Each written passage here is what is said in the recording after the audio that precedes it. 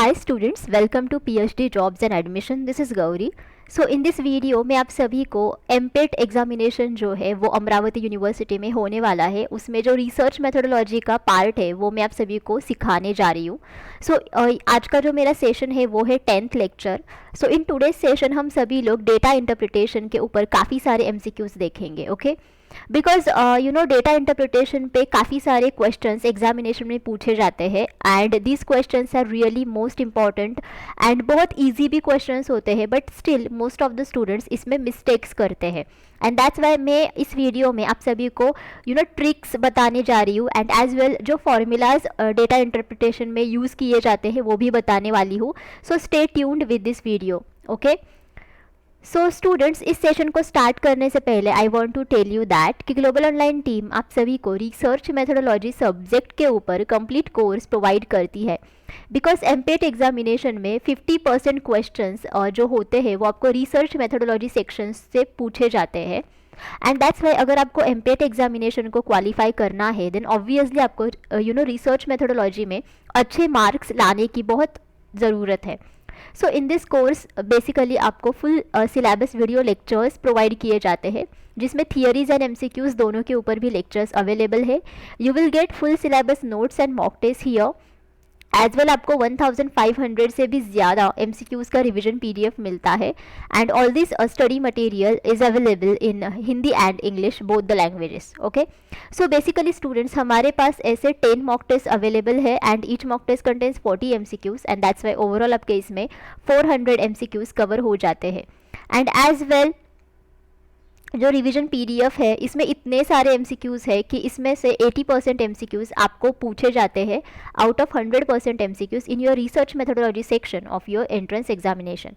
और यहाँ पे जितने भी सारे टॉपिक्स मैंने मेंशन किए हैं ये सारे के सारे टॉपिक्स आपको रिसर्च मेथोडोलॉजी में है. Basically these are the syllabi and all of these topics are involve in this complete course. Okay, so students अगर आपको कोर्स को परचेस करना है देन इधर आप ग्लोबल ऑनलाइन ऐप डाउनलोड कीजिए जिसके लिए मैंने लिंक इस वीडियो के डिस्क्रिप्शन बॉक्स में आप सभी के साथ शेयर की है, या फिर आप इनमें से किसी भी नंबर्स पर जाकर व्हाट्सएप थ्रू मुझे कॉन्टैक्ट कर सकते हो. एंड देखो कोर्स की फ़ीस सिर्फ 699 रुपीज़ है, तो काफ़ी कम है स्टूडेंट्स. एंड जब भी आप कोर्स को परचेस करते हो देन ग्लोबल ऑनलाइन टीम आप सभी को 100% पासिंग गारंटी तो देती ही है. And as well this course is really helpful to all of you to tackle with your interview sessions. And global online team आप सभी को स्टेप बाय स्टेप गाइडेंस भी प्रोवाइड करती है at each and every step of your PhD admission procedure. Okay, so students let us start with our today's session. So हमारा पहला question है कि study the bar graph carefully and answer the question. So bar graph shows the income tax in 1000 rupees paid by two person A and B in the period of 2011 to 15. So basically यहाँ पे आपको bar graph provide किया है. सो इसमें जो y axis पे data है वो है income tax in 1000 rupees and जो x एक्सिस पे डेटा है वो है ईयर से 2011 से लेकर 2015 तक. एंड जो ब्लू बार है this is for person A and red bar है this is for person B. Okay, so basically students यहाँ पे इनकम टैक्स जो है वो ये दोनों भी पर्सन्स ने A एंड B दोनों ही पर्सन्स ने कितने पे किए हैं इन द ईयर्स 2011 to 15 इसका डेटा हमें दिया है.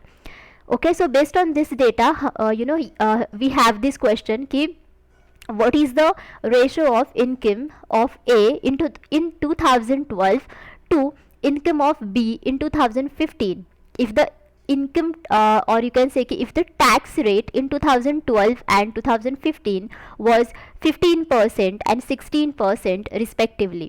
ओके, सो स्टूडेंट्स बेसिकली आपको पूछा है कि A पर्सन का जो इनकम है वो 2012 में कितना था एंड B पर्सन का इनकम है वो 12 बेसिकली A का इनकम 2012 में कितना था एंड B का इनकम 2015 में कितना था एंड इन दोनों का आपको रेशो निकालना है. So basically you need to find out कि A income in 2012 divided by B income in 2015.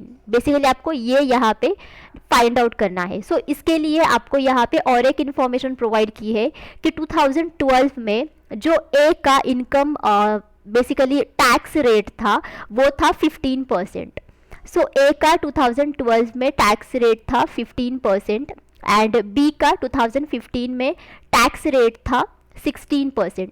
सो ये जो आपको यहाँ पे इंफॉर्मेशन प्रोवाइड की है, so basically you need to use this information. Okay, आपको ये इंफॉर्मेशन पहले यूज़ करनी है. So how you will use it?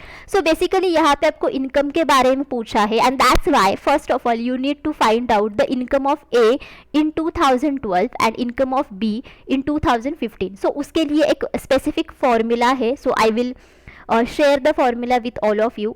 So the taxable income, और यू कैन से सिर्फ इनकम. सो इनकम का फॉर्मूला है, income is equal to, basically it is equal to tax rate. ओके, टैक्स रेट, एंड उसके ऊपर आएगा आपका जो इनकम टैक्स है वो उस साल का income tax. Okay, so basically income tax है ए का 2012 में, वो कितना है देखो, 2012 इधर है एंड ए ये ब्लू में है. सो आपका जो इनकम टैक्स है वो है 18, but this 18 is in thousands, right?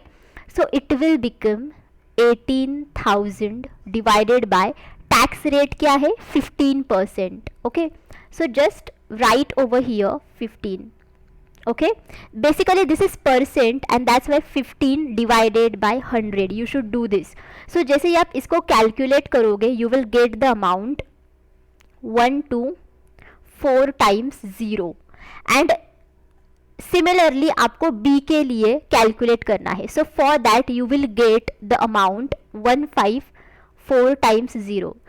So basically आपको यहाँ पे रेशो निकालना है. So let us do it. 124 times 0 divided by 154 times 0. सो 0 0 तो वैसे भी कैंसिल हो जाएंगे. एंड देखो अगर आप 3 का टेबल यहाँ पे देखोगे देन 3 4s are 12 एंड 3 5s are 15. सो आया ratio 4:5. So that's why here the correct answer is nothing but what 2. So students यहाँ पे आपको ये जो फॉर्मूला है इनकम टैक्स का ये जानना बहुत ज़रूरी है कि बेसिकली आपका जो ओवरऑल इनकम होता है which is equal to income tax divided by tax rate. So ये फॉर्मूला आप याद रखो और यू कैन से कि आप अभी भी ये वीडियो देखते समय इस फॉर्मूला को नोट डाउन करो. Okay, next is the following bar graph gives the total patients in 5 hospitals P, Q, R, S and T and the number of heart patients in each of the 5 hospitals. So basically यहाँ पे भी again आपको bar graph दिया है. So यहाँ पे 5 hospitals है, P, Q, R, S and T and यहाँ पे जो blue ग्राफ है this is for the total number of patients and जो रेड ग्राफ है और यू कैन सी कि जो रेड बार है which is for the heart patients in that respective hospital. And जो वाई एक्सिस है इस पे नंबर का डेटा दिया गया है एंड एक्स एक्सिस पे 5 हॉस्पिटल्स के नाम प्रोवाइड किए हैं. Okay, so based on this information हमारे पास ये क्वेश्चन है, in which hospital is the number of heart patient as a percentage of the total patient the lowest. Okay, so इसके लिए मैं आप सभी को एक ट्रिक बताने वाली हूँ कि बेसिकली देखो यहाँ पे सबसे सबसे कम हार्ट पेशेंट्स कौन से हॉस्पिटल में है. देखो यहाँ पे तो 240 है, यहाँ पे 60 है, यहाँ पे 200 है, यहाँ पे 400 है एंड यहाँ पे 250 है, राइट? सो सबसे कम हार्ट पेशेंट्स है क्यू हॉस्पिटल में एंड उसकी वैल्यू है 60. ओके, एंड वहाँ पे जो टोटल नंबर ऑफ पेशेंट्स है वो है 800. सो बेसिकली आपको यहाँ पे परसेंटेज निकालने हैं, right? So 60 divided by 800 cross 100 करो then you will get the value 7.5% which is the lowest value. So basically यहाँ पे आपको number of heart patient as a percentage of the total patient ऐसे पूछा है, right? And we have find out this value and the value is 7.5%. This is the lowest value and that's why the correct answer is Q here.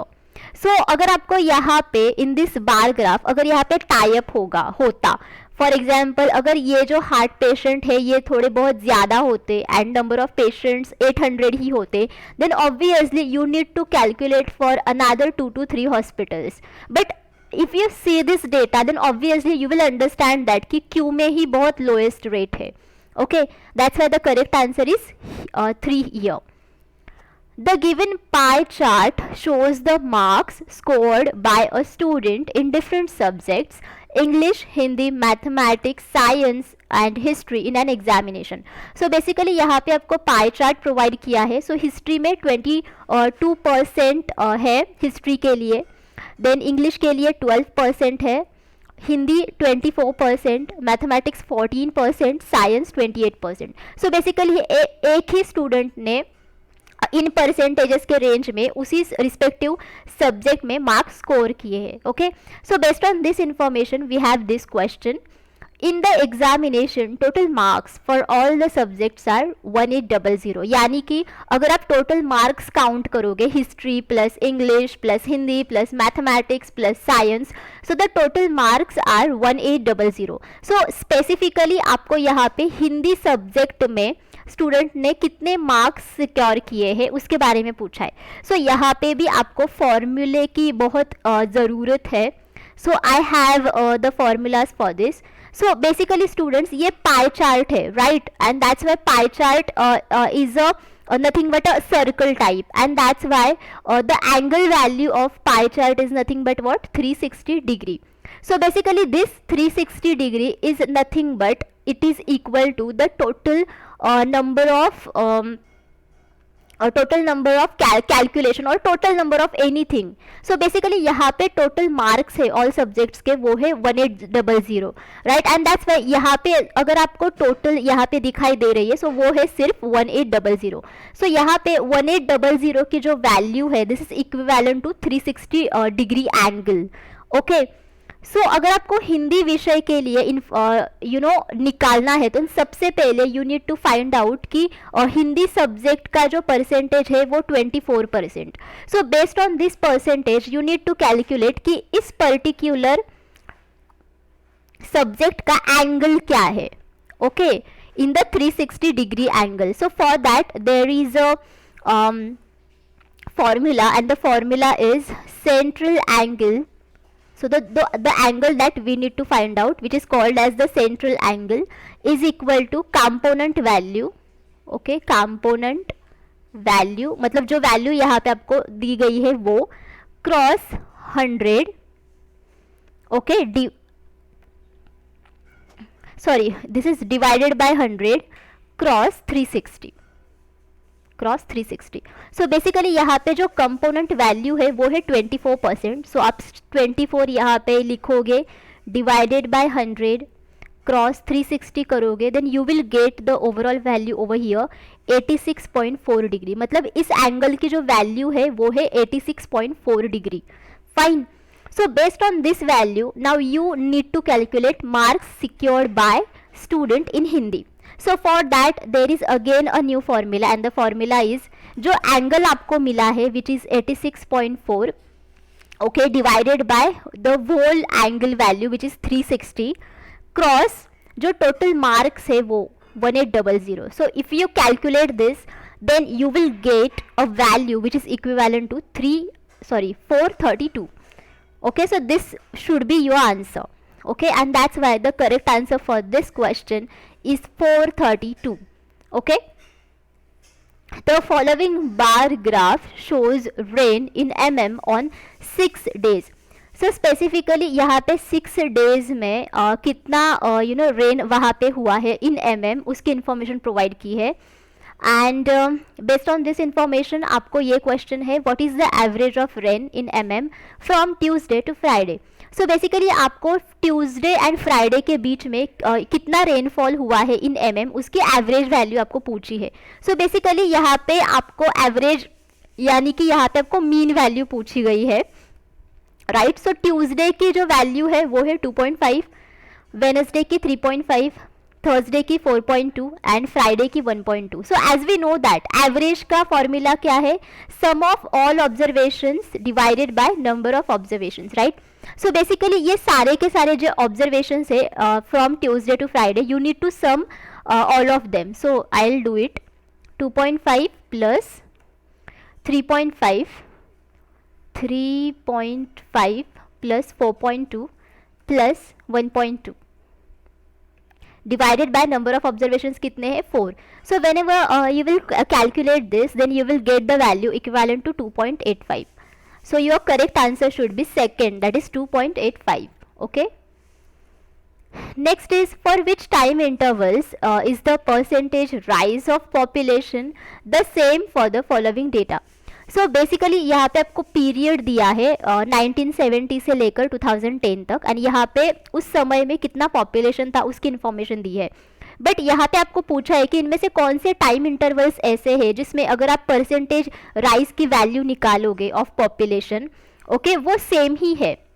So basically इसके लिए आपको each and every period का percentage rise of population का value निकालना पड़ेगा. So here percentage rise का मतलब होता है कि परसेंटेज इंक्रीज.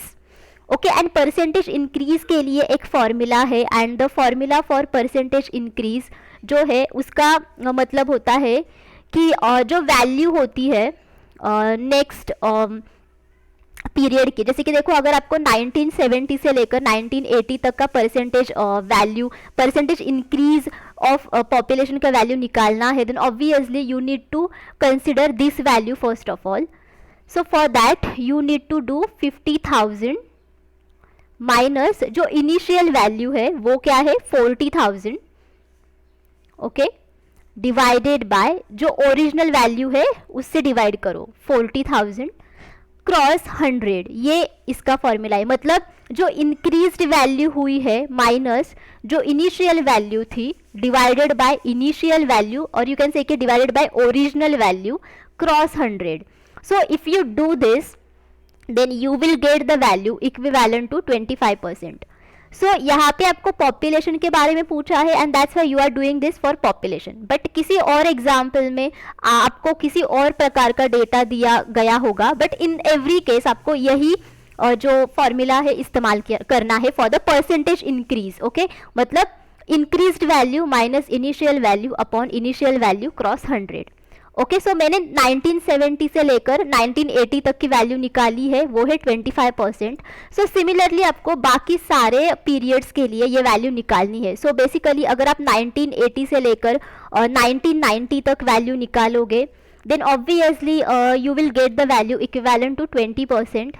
1990 तक 2000 तक अगर आप कैलकुलेट करोगे then you will get value equivalent to 20%, and 2000 से लेकर 2010 तक की वैल्यू आपको मिलेगी 11.11%.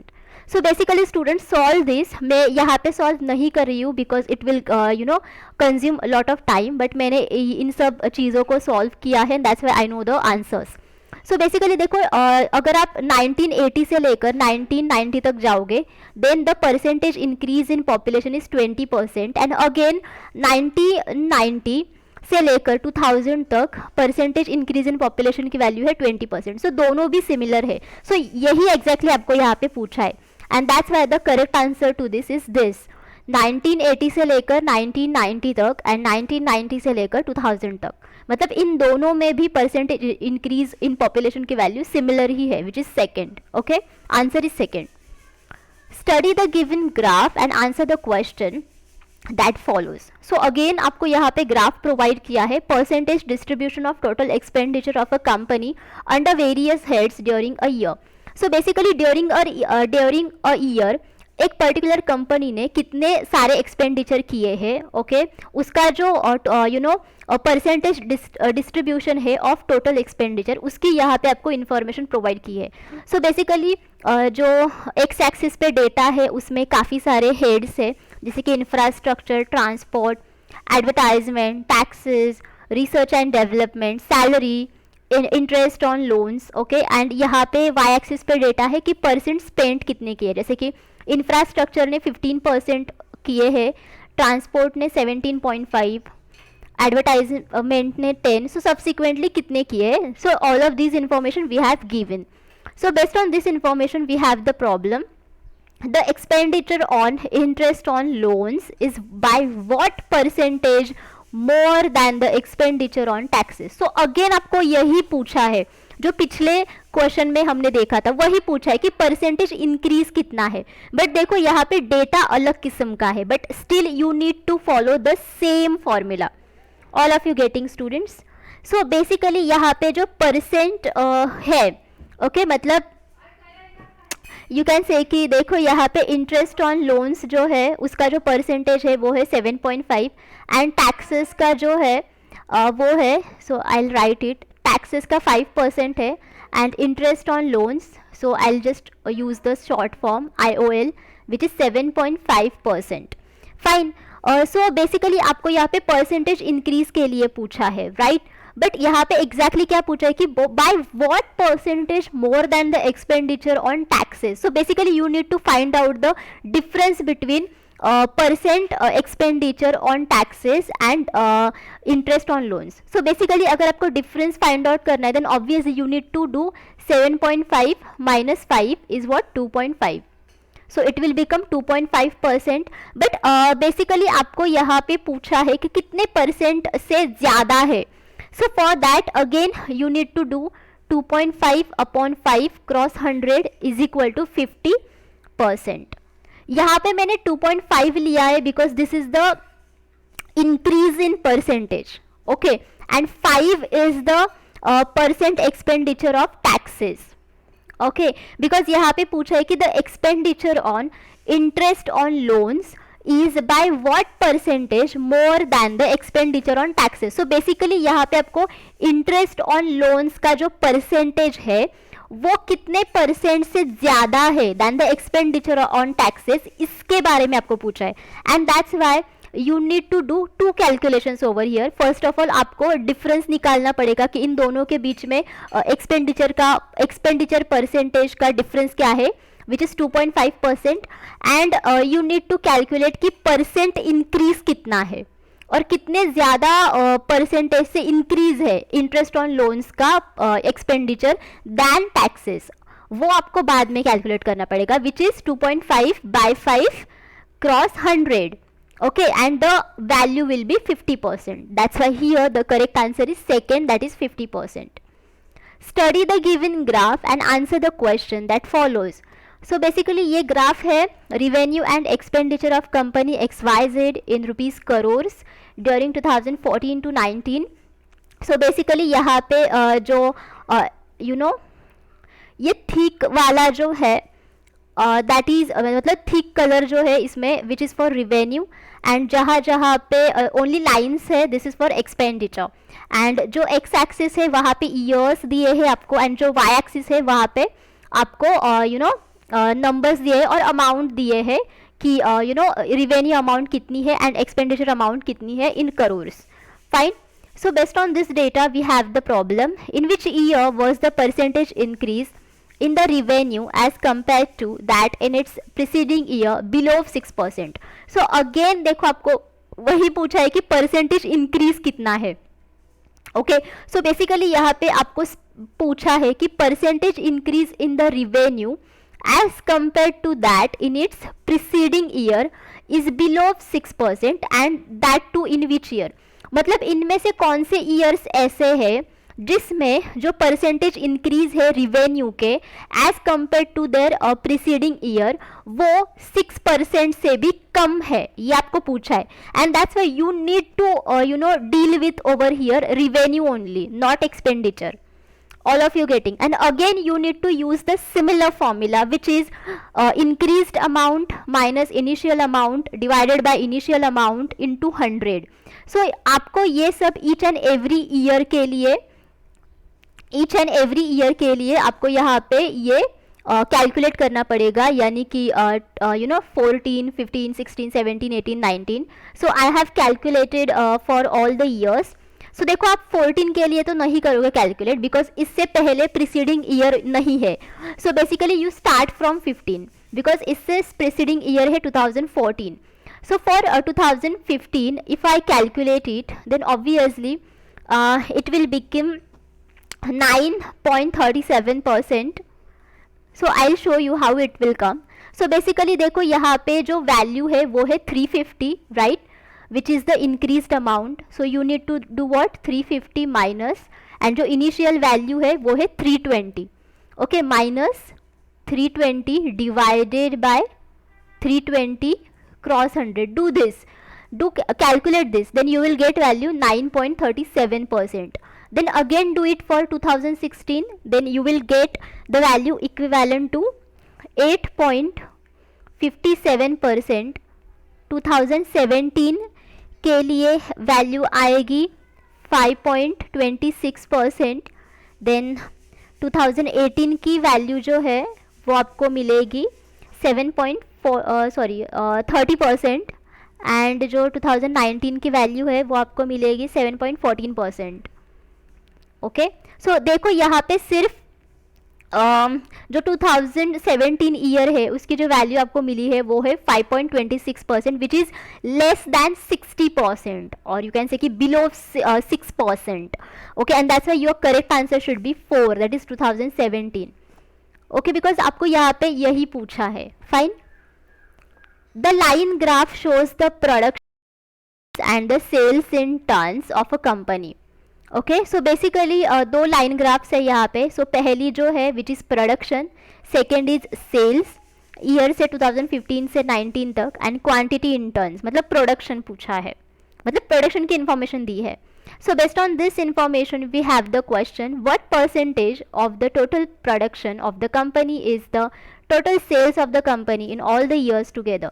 सो इन सारे सालों में जो कंपनी का टोटल प्रोडक्शन है, ओके, वो कितने परसेंटेज है विथ द और to the total sales of the company in all the years, ये आपको पूछा है यहाँ पे. And that's why here you need to calculate the total of production from the years 2015 to 19. So basically आपको production की total यहाँ पे निकालनी पड़ेगी, मतलब 600 प्लस 628 प्लस 750 प्लस 500 प्लस 570, ये करो आप. So from that you will get the amount for total production in all the years. And इसकी जो वैल्यू है that you will basically that you will get which is equivalent to, I think this will be equivalent to 2391. Okay, 2391. And if you find out the value 450 plus 525 plus 500 plus 400 plus 516, then you will get the value which is equivalent to 3048. No, I think इसकी जो value है total sales की, okay, total sales की जो value है वो आपको मिलेगी 2391. एंड जो टोटल प्रोडक्शन की वैल्यू है, ओके, वो आपको मिलेगी 3048. ओके, 3048. सो बेसिकली आपको सिर्फ यहाँ पे क्या करना है, 2391 डिवाइडेड बाय 3048 क्रॉस 100, इतना करना है बस. then you will get the value which is equivalent to 78.44%. okay, and which is the option 4, that is this one. because देखो यहाँ पे पूछा है कि total production of the company is the total sales of the company in all the years together by what percentage. okay, यानी कि सबसे पहले आपको जो टोटल सेल्स है वो निकालने पड़ेंगे, देन टोटल प्रोडक्शन है वो निकालना पड़ेगा, and divide total sales by total production cross 100, then you will get the value equivalent to 78.44%. so this is the percentage of that. okay, study the given bar chart and answer the question that follows. The bar chart shows the production of medicines by a company in 1000 tons over 6 years 2010 to 15. So basically एक particular company ने medicine कितने produce किए हैं in 1000 tons from the years 2010 to 15, उसके बारे में information यहाँ पे प्रोवाइड की है. Okay, so based on this information we have the question, if in each of the following years the percentage increase in production as compare to the previous year is taken, then the ratio for increased production of the year 2011 to increase production of year 2015 is. So basically again आपको यहाँ पे percentage increase के लिए पूछा है, but यहाँ पे specifically आपको 2011 के परसेंट इंक्रीज के लिए पूछा है, एंड 2015 के लिए परसेंटेज इंक्रीज के लिए पूछा है, उसका रेशो आपको पूछा है. ओके, सो बेसिकली स्टूडेंट्स यहाँ पे आपको 2011 जो है उसके लिए परसेंटेज इंक्रीज आपको देखना पड़ेगा, what is that, and the answer that you will get is basically 50%, and 2015 15 का अगर आप देखोगे, then for that you will get the answer which is equivalent to 100 upon 3%. okay, and आपको इसका रेशो निकालना है, then obviously you will do 50% is to 100 upon 3%. okay, so if you do this, then you will get the value 1 is to 2 by 3, and obviously 1 is to 2 by 3 is equivalent to 3 by 2.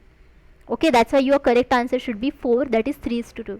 थोड़ा tricky है, I know that, but whenever you know the formula, that is increased amount minus initial amount upon initial amount into 100, do this, then subsequently you will get the answer 50% and 100 upon 3%, and just find out the ratio of this.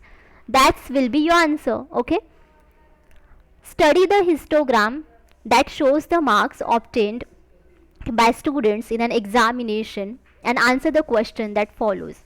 So students ने examination में कितने marks हासिल किए थे उसके regarding ये histogram है. So basically this are the marks, and देखो ये एक हिस्टोग्राम है एंड यहाँ पे नंबर ऑफ स्टूडेंट्स की इन्फॉर्मेशन है. फाइन.